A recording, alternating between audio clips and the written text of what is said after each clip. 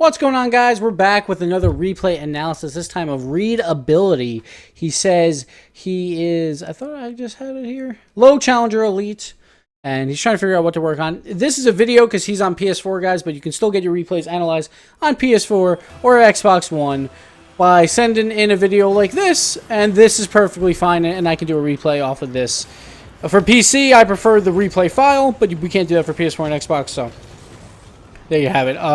This comes in from the replay tier on patreon.com/Gibbs00. I do 8 a month, and they rotate in and out throughout the month because I tell people to rotate off monthly.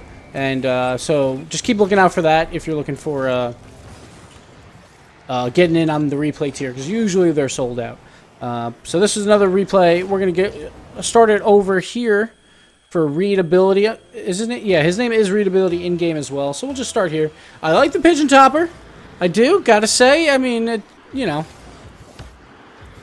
I don't like James Bond, but I like the pigeon. No, I'm just joking. Pigeon topper's great. Let's start over here real quick. I didn't really get to see this play. He goes for the boost. Right here, you could probably aerial that and throw it pretty far into the corners, probably the right corner, if possible. Now it's a little too late to go for it. He's waiting for the bounce, but it's not going to bounce before the wall, so this is where he gets a little bit in trouble. He meets the ball on the wall. What you want to do there is, if that ball's about to hit the wall, try and time it so it bounces off the wall and you flip into it. Then you'll get a lot of height on it, and it'll probably go to the right side of the field, right where like Light Nasty is, and that would actually help a ton. Instead, he pops it off the top of his head. He keeps sort of control on it, but he has to rush this next hit. Turns into a 50-50, which isn't terrible. At least he kept control enough to keep the ball near him.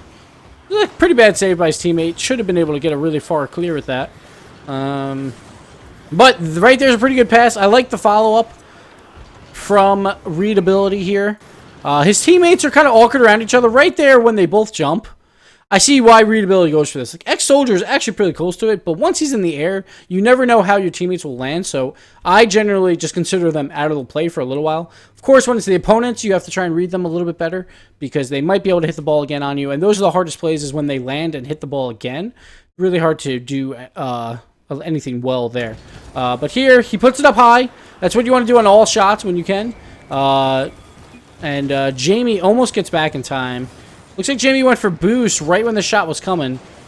Risky play. Tries to turn around and just barely doesn't make the save. Good shot by readability. All right, here we go. Face off here. Standard face off. He actually jumps, like, it seems like he gets there a little bit too late. And jumps a little late too, but like, even if you lose a face off completely on threes, it's not the end of the world because it goes into your corner. This is a really bad touch. You never want to center that back for the other team. I see what he's trying to do. Like, he's trying to push this ball forward more. He's trying to push it along the wall, and that's what you want to do. But instead, he gets a little bit behind it and then side flips it, and that just goes right to center for the orange team. A little bit of bad touch there. Like, if you don't have a touch that will do well, just leave that ball on the wall. Like, drive around it and don't even hit it. Because, like, right when you say, oh, crap, this is probably going to be a touch to help orange and not my team, then personally, I just leave the ball. I just don't touch it, and I try and rotate back around.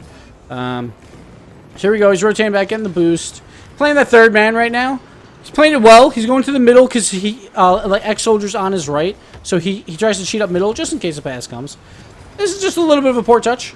Here the ball kind of pops out to him, but not great. What he tries to do is he tries to turn this towards the goal. You don't really have to do that. What I would do is just set this ball back up.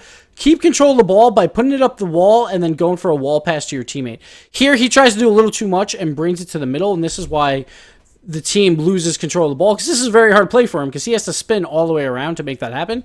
Instead, he should have just went with his momentum, gone up the wall, and then he could follow behind the ball and choose when he wants to throw it middle. Of course, if his teammates aren't even there, it's still not a bad play once you go up the wall, because probably one or two of them will attack you on the wall or fly to block the pass, and that takes away their boost. Here, instead, he tries to touch in the middle and just turns into a 50-50 that he loses, because there's really no chance that he could turn that ball. So this save is actually really hard because his teammates goes up for it. So you expect someone to hit this ball, but everyone misses. Both those guys miss. It's actually really hard to react to plays when everyone misses the ball, but he actually reacts pretty quickly here. Nice demo in the air, too. Nice little explosion. And gets the touch by just using both his jumps. Smart play there. Couldn't really like direct where that ball was going because he had to react so quick.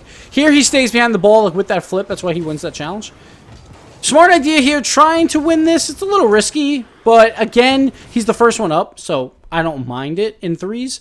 What he could have done was jump off the wall first and try and use some boost, but I think he had 0, which is actually nice because we can actually see that now. Yeah, he had 0 boost here, so he tries to make a play. Here, right when he jumps there, though, you can actually save your flip for a second and a half. He immediately used it, and this ball's really soft, so he just goes right around it. Like, if he would have saved it, he might have been able to flip into the ball. Instead, he just flipped around it because the ball was hit too hard. It turns into a counterattack. Ooh, and a goal for Jammer Supreme here. Let's go back.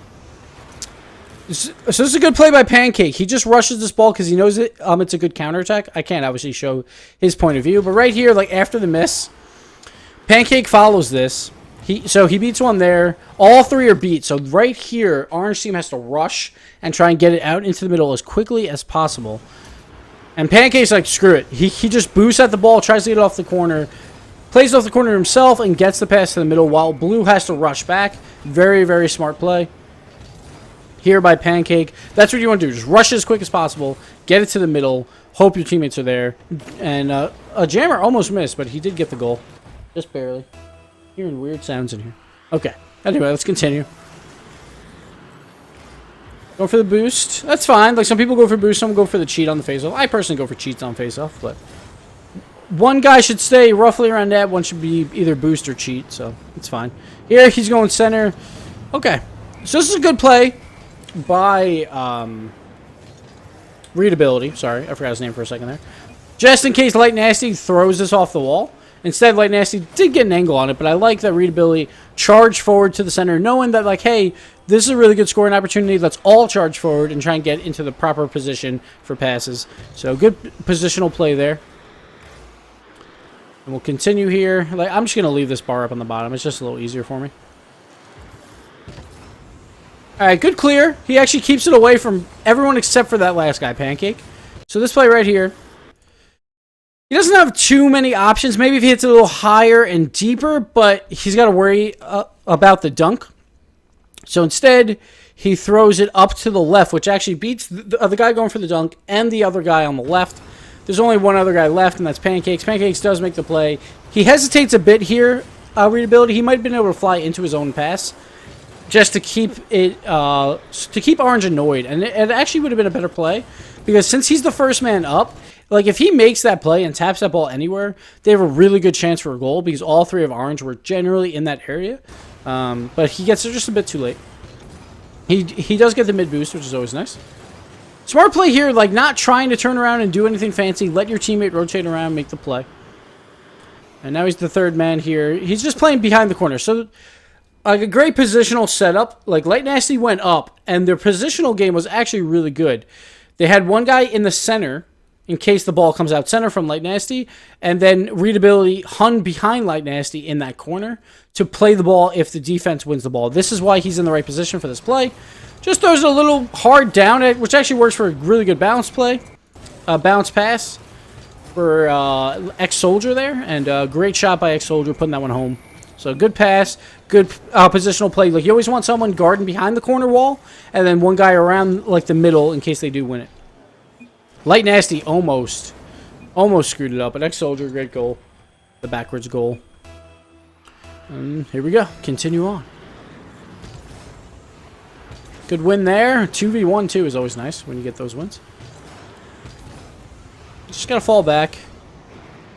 He doesn't have much boost. He picked up another. He should be able to fly to this. He went super late. Like, obviously he knows, like, this is like a mistake here. Pancake with the good dunk. He just has to be more confident there. Like, he had that play. Pretty simple play here for him. So right here, he has 24 boost. He can easily turn. Like, he should have handbrake turned and then just went straight at this ball. He should have jumped. He did not jump until it was like way too late. He just hesitated just that half second, and that half second killed him. Like if he was just a little bit more aggressive, he has his play. Maybe he didn't expect it to be in, or he thought it was going to be a little softer. A little bit of a misplay, but hey, it happens. You bounce back. But now he's got ones on all of his like stats, so that's always good. Always good to see. No one for face off on their team. It's not the end of the world. Like if you still hold the corners, you should be fine.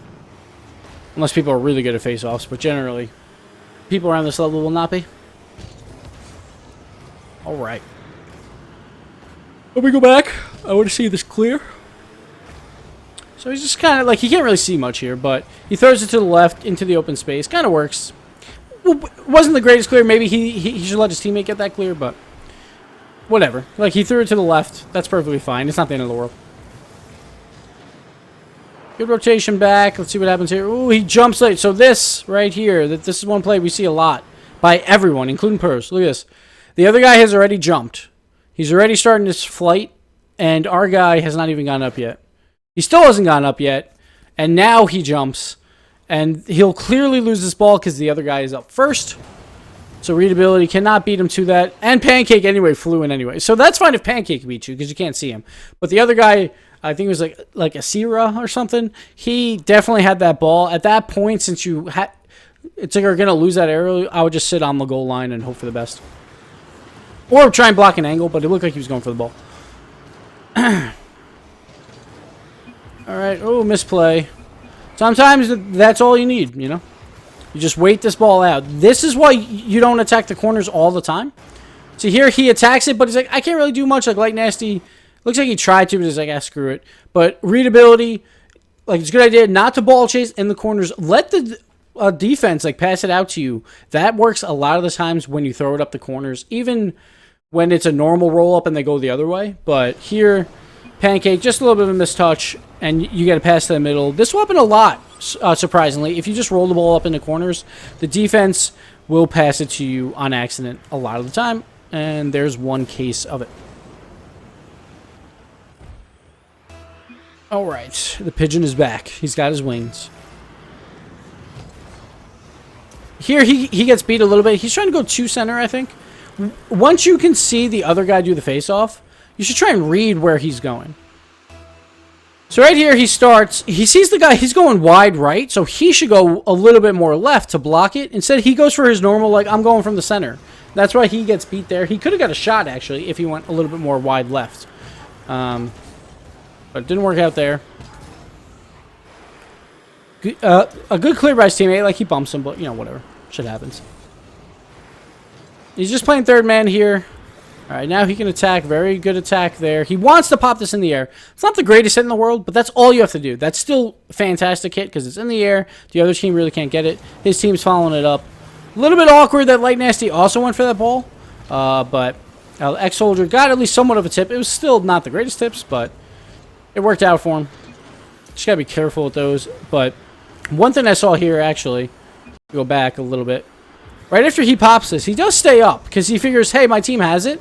So he's trying to hover a little bit. Looks like he backed up maybe a little too far. He probably should have just hovered a little bit more on the offensive side.